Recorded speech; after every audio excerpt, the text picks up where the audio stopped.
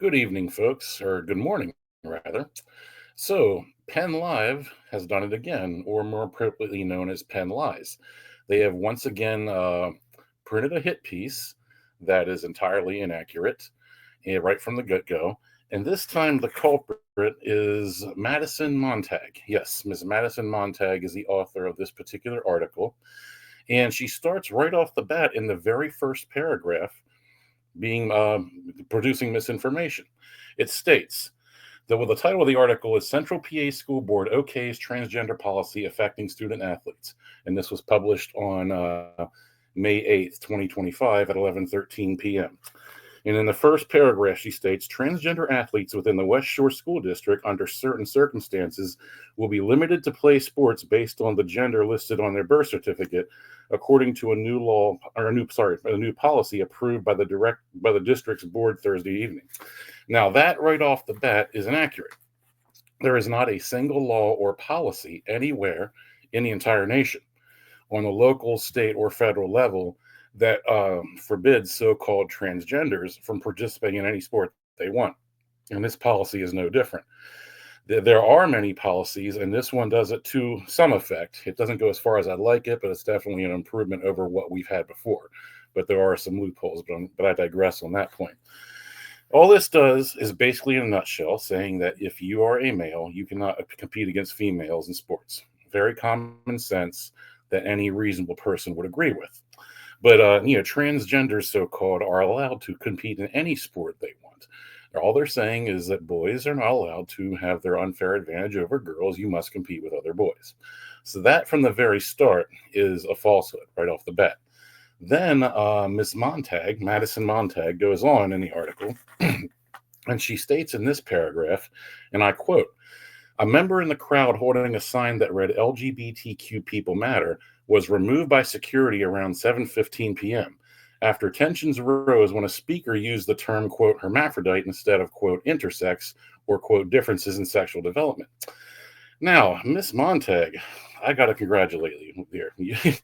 You have managed to tell multiple lies in one paragraph. That's quite an accomplishment. For one thing, the person holding the sign was removed because they were being incredibly disruptive. When the board vice president asked him to, calmly and, politely asked him to quit doing what he was doing to be disruptive, he immediately became very loud, very contentious, started screaming and yelling, dropping F-bombs like crazy, calling everyone who disagrees with him, quote, transphobes. And of course, that word itself, transphobe, is an oxymoronic tautology, but I digress. But he was completely out of control. So yes, he was removed by security. The other lie here is that when the speaker used the term hermaphrodite instead of intersex, or differences in sexual development. I am the one who used that term. It is yours truly, Casey Reed, who used the term hermaphrodite. And by the way, I didn't use it instead of those terms. I used them together. I said, quote, intersex, aka hermaphrodite. Okay, so that's a falsehood right there. But and the other lie is that his actions were not in response to what I said. You can go on the district's website and pull up the meeting from Thursday, May 8th. Now, if you want to get straight to the point instead of going through the entire 4-hour meeting, you can fast forward or rewind to what you want. There's two comment sections. There's one for public comment earlier in the meeting that is on agenda items. And then there's another comment section toward the end of the meeting, which is general public comments for general comments. These were made in the earlier section of the meeting, so the earlier part of the public comments, and they call the speakers up from the public in alphabetical order of last name. So my last name is Reed. So if you would fast forward or rewind to that part of the meeting, if you're interested in verifying the truth, just you can hear the speakers' names that are being called up, so you know whether it's before or after me. So you can verify everything that I'm saying here. But to get back to the main point, I used the term intersex, aka also known as hermaphrodite. I didn't use it instead of. Okay, that's another correction. This is why also, whenever I make a speech at a school board meeting, I write it down in advance. Now, I do that for a few reasons. One is because I usually have about 6 hours worth of commentary going through my head, and you're limited to 4 minutes. So I gotta find about a way to summarize an ocean's worth of thoughts into a drop. So that's one reason I do it, so I can stay focused and just hit the quick bullet points. The other reason I write my comments down is for this, for people like Miss Madison Montag from Penn Live, aka Penn Lies. People like her, which do this on a consistent basis, so I can publicly call them out and name them and shame them for their malfeasance, and then be able to prove beyond any shadow of a doubt just how dishonest they are. Because this isn't a one-time ordeal. This happens consistently, not only with all of our local media, whether you're talking about the local affiliates of CBS, ABC, NBC, Fox, but also, the Patriot News, Penn Live, York Dispatch, which I kindly call the York Dumpster, or the Patriot News, the Subversive News. We have pet names for all of them based on what they are in reality rather than what their title implies. But this is why I write my comments down, so I can always prove what was actually said as opposed to what they write, to just really expose the media for the shysters that they are. And again, anyone can pull up the video from the meeting and fast forward or rewind to my speech to verify everything I state here, because I'm actually going to read my speech verbatim. Now, it's only about 3 minutes long, so bear with me. It's a relatively quick speech, but I just want to prove that what was actually said as opposed to what she's claiming here. Okay, so this is my speech verbatim. Tonight, the board of directors will be voting on a policy regarding the integrity of girls' sports. Athletics have always been divided into categories, usually several categories simultaneously for any single sporting event: age, weight class, sex, physical and mental health status, amateur versus pro, etc. These divisions, mandated by common sense, science, decency, fairness, and competitive integrity, have always gone without saying until recent years, when extreme and destructive ideologies have imposed their personal vendettas on the rest of civilization. This has resulted in an epidemic of cowardly, weak, abusive, and predatory men unable to compete with other men, invading women's athletics and robbing them of their right to fair and honest competition. These men have been given awards for winning competitions illegitimately, depriving the best female athletes of their duly earned recognition. To no one's surprise, the same gender chicanery never happens in reverse due to the clear and obvious differences between males and females. These differences are well known to everyone, despite the feeble attempts by some to make empirically false claims of natural physical equality. While it's not time feasible to list all the specifics currently, suffice it to say that pertaining to overall physical athletic skills and abilities, size, strength, speed, endurance, etc., the average young adult female athlete in her physical prime in her 20s is the exact equivalent of an average 14-year-old boy. In other words, allowing males of post-adolescent ages to compete against females of the same age is precisely equal to allowing young adult male athletes in their physical prime in their 20s to compete against 7th and 8th grade boys in middle school sports. Sadly, a few other irrefutably obvious facts need to be stated due to the corruption of the current zeitgeist. The aforementioned differences in physical abilities and stature are only a result of physical reality. In other words, only biological sex, as defined by one's natural-born chromosomes, genitalia, and reproductive organs, are factors in these matters. Facts don't care about one's feelings, but a sane and upright person's feelings will be aligned with the facts. So-called gender identities that deny physical reality exist only in the realms of imagination, fetish, desire, fantasy, and contrarian impulses. Such counterproductive and destructive fictions have no place for consideration when making decisions affecting the health and well-being of our girls. Lastly, and pay attention here, please don't allow yourself to be gaslit by allowing the physical biological reality of intersex, aka also known as hermaphrodite, to be falsely associated and grouped in with artificially constructed gender identities. The former is a physical biological reality affecting only 1 out of every 250,000 people and is merely a combination of the two genders in the reality-based exclusive male-female binary. The latter is embraced by 1 out of every 58 people due to mental illness, contrarian impulses, attention-seeking, social rewards from the current cultural zeitgeist, and other illegitimate factors pertaining to physical reality. I implore this board to make the irrefutably obvious correct vote tonight, both morally and intellectually. Protect our girls and the integrity and fairness of their sports by disallowing boys from competing with them. Use common sense, science, logic, reason, and moral fiber as your guide, rejecting deviancy, degeneracy, self indulging bloviation, and insanity.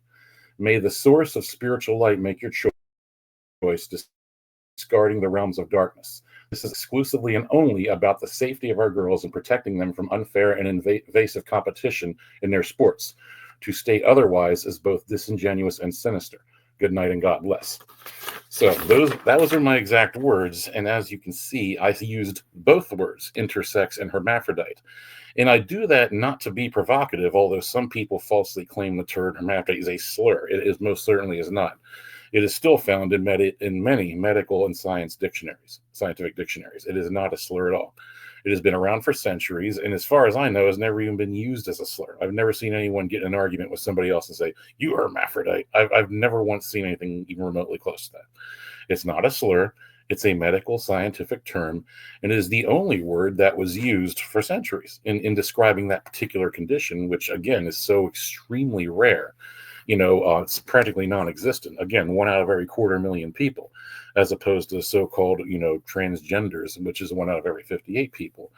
And as I alluded to in that speech, what I would like to make clear by using both terms is to take away any confusion.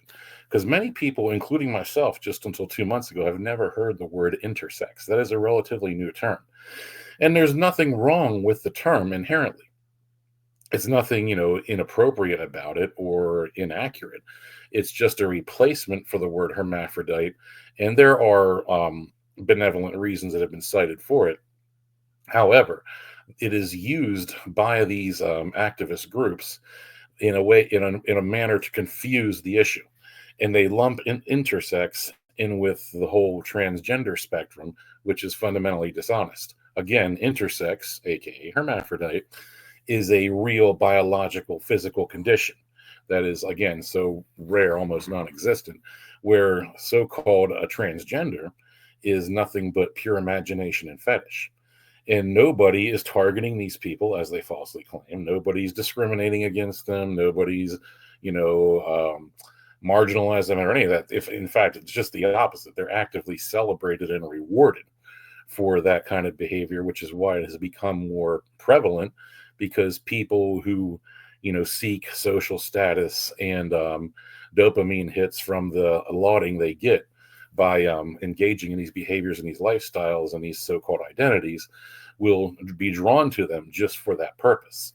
There are many factors that can contribute to it. Some is legitimate mental illness, and in these cases, when they have legitimate brain scans that show that it is abnormalities, just like you would with other mental disorders, such as schizophrenia or borderline personality disorder, they should be treated and counseled and given help, not encouraged to indulge in their delusion.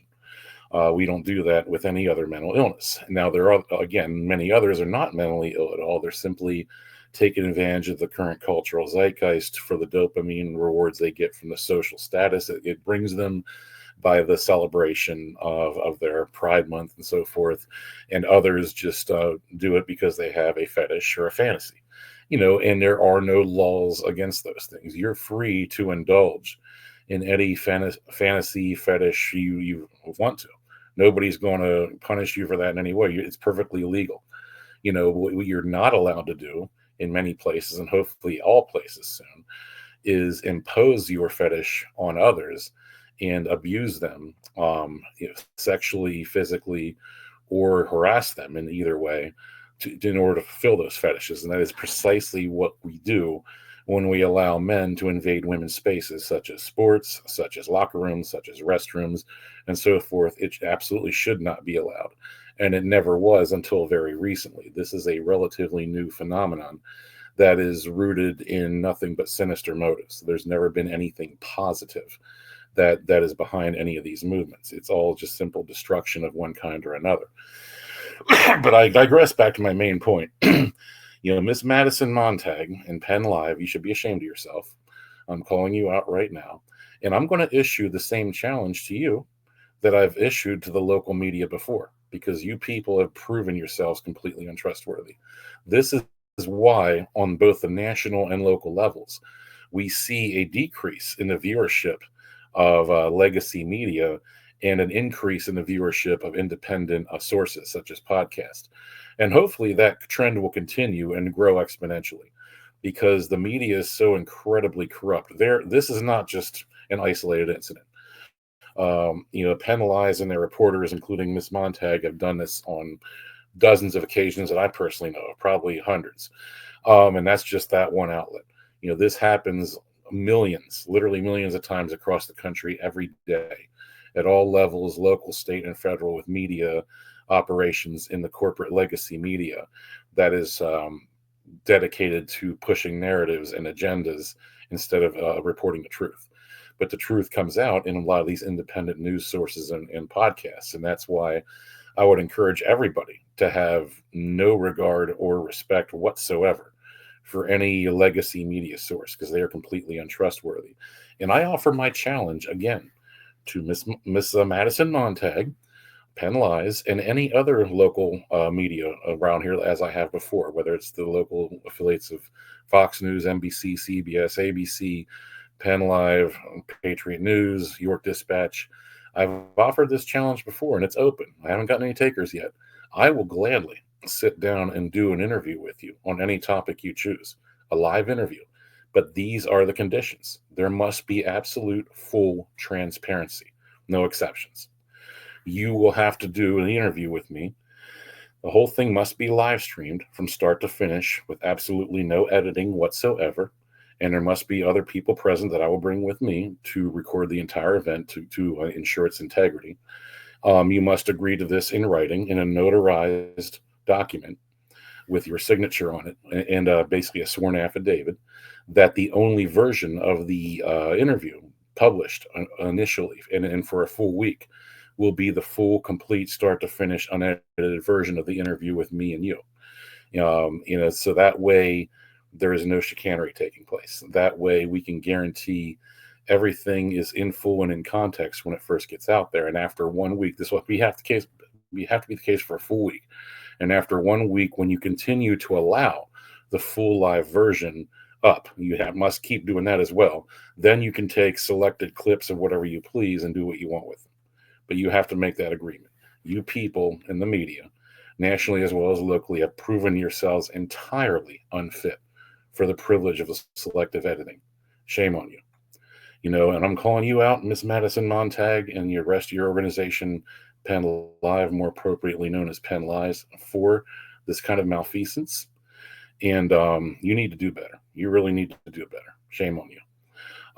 But I'm going to close out now. I don't have much else to say right now. I don't want to get on too many rants, but I just wanted to put that out there and expose them for what they are. And again, hit me up. I'm sure you know how to get in touch with me. It's not hard. But if anyone wants to verify everything I'm saying here, you can go to the West Shore School District's website and look up the meeting from Thursday, November 8th, the board meeting that started at 6:30. And my speech is in the comments section in the first part, the agenda items. And the speakers are called up in alphabetical order of last name. That's how you can find it, to verify that everything I'm saying here is 100% true, that this person who was removed from the meeting for being outrageously disruptive was not in response to anything I said, because he was removed from the meeting before I spoke. I had, another speaker was speaking, actually 2 or 3 speakers before me, when he lost it and started acting out, and he was escorted from the meeting. His actions had nothing to do with me, because I spoke well after he was removed from the meeting. And number 2, I didn't use the term hermaphrodite in place of intersex. I used them together to clarify what we were talking about and not allow any delusions about what the issues were at hand. Because, quite frankly, at least half of destroying the false narratives of left-wing Marxist propaganda is simply calling out their malfeasance in the way they use semantics and the way they use definitions of words and language deception. So that's all I got for today. I will talk to you in the future. good day. God bless, folks. Take care.